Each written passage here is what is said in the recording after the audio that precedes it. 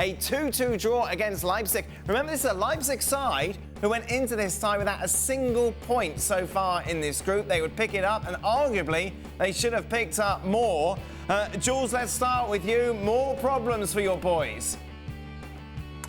More problem, Dan, more game time under pressure, and that's where I wanted to start. The 29 out of the 32 teams in this competition, the 29 in terms of shot conceded, which is, I think, outrageous. I think 26 out of 32 in terms of expected goals against you, which again shows how open they are, how exposed they are defensively, how unbalanced they are defensively, and until Pochettino and his staff fix the problems, they will never be able to be able to win those kind of games. They go to City in match day 5 in 3 weeks' time, which could be a car crash because they're not able to defend properly in a game of this caliber. And tonight again, they could have been 2-0 down after 10 minutes if Andre Silva scores his penalty. They could have conceded more goals. The expected goal against them, I think, is 3-something, which is a lot in a Champions League game, even if it's away from home. So there's a lot of things to sort out. The good news is the 2 goals for Wijnaldum, but Mbappe missed some chances. Neymar, again, was not at his best. And he was just not good enough overall, I thought. Yeah, PSG are a shadow of the team we all expected, Frank, at the start of this season. Demonstrated very well today. Not only they look so porous at the back, but going forward, they're just not taking their chances either.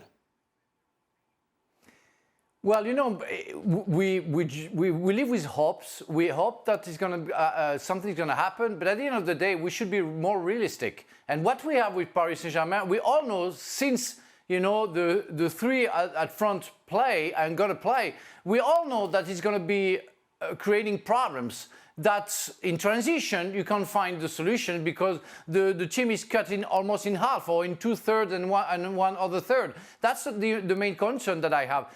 They poor defensively because there is no investment from the three at front defensively, and we all knew that. So it's everything but a surprise for me to see Paris Saint-Germain struggling like they struggled today, like they struggled like a fortnight ago against Leipzig again, because they don't play as a team. They have talents. They can create something crazy, like they should have lost like maybe 3 or 3-0 after 10-15 minutes, but they were 1-0 because of a fantastic action from Neymar and then Mbappe and then Wijnaldum who scored.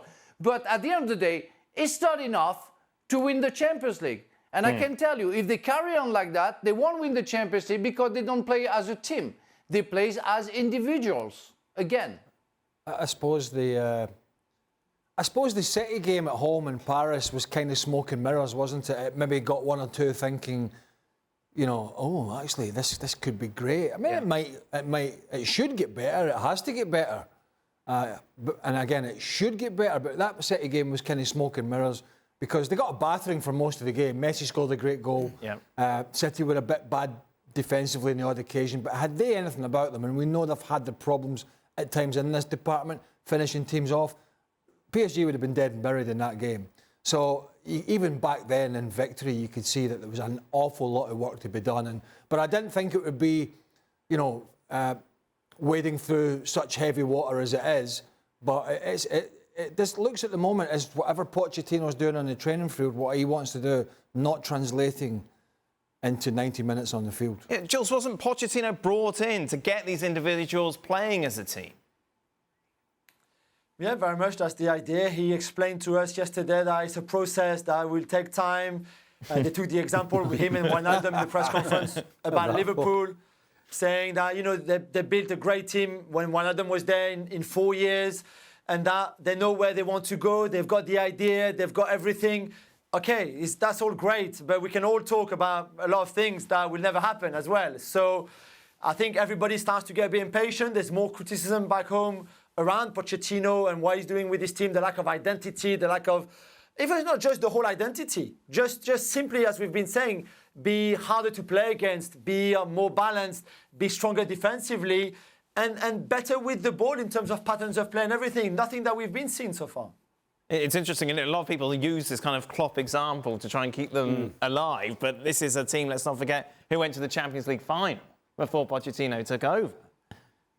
I'm kind of stuck in the middle because, yes, we thought Pochettino would sort it out.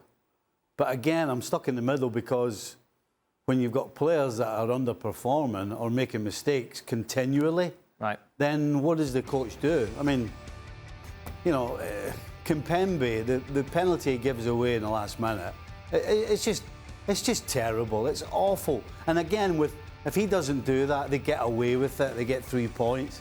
You know, Danilo came on. Danilo, I'm sorry, Right. he's not that caliber. So I'm stuck. I'm stuck. They've got too much talent to be so bad, but at the same time, when you've got players making mistakes all the time, you're not going to be good. Thanks so much for watching ESPN on YouTube. And for more sports highlights and analysis, be sure to download the ESPN app. And for premium content and live streaming, subscribe to ESPN Plus.